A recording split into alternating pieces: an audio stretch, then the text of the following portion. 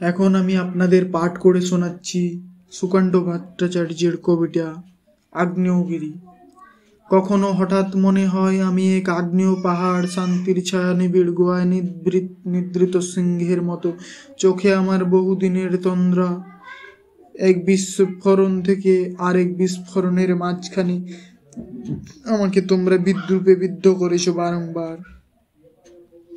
আমি পাথর, আমি তা সহ্য করেছি। মুখে আমার মৃদু হাসি, বুকে আমার পুঞ্জীভূত ফুটন্ত লাভা। সিংহের মতো বোঝা চোখে আমি কেবলই দেখেছি মিথ্যার ভিতে, কল্পনার মশলায় গড়া তোমাদের শহর, আমাকে ঘিরে রচিত উৎসবের নির্বোধ অমরাবতী, বিদ্রুপের হাসি আর বিদ্বেষের আতশবাজি, তোমাদের নগরের মদমত্ত পূর্ণিমা। দেখো দেখো ছায়াঘন অরণ্য নিবিড়, আমাকে দেখো দেখো আমার নিরুদ্বিগ্ন বন্যতা। তোমাদের শহর আমাকে বিদ্রূপ করুক, কুঠারে কুঠারে আমার ধৈর্যকে করুক আহত, কিছুতেই বিশ্বাস করো না আমি ভিসুভিয়াস, ফুজি আমার সহোদর।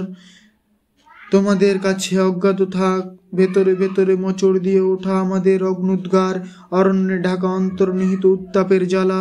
তোমার আকাশে ফ্যাকাশে প্রেত আলো, বুনো পাহাড়ে মৃদু ধোঁয়ায় অবগুণ্ঠন, ও কিছু নয়, হয়তো নতুন এক মেঘদূত।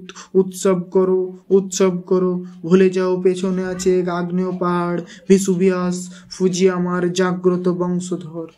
আর আমার দিন পঞ্জিকায় আসন্ন হোক বিস্ফোরণের চরম পবিত্র তিথি।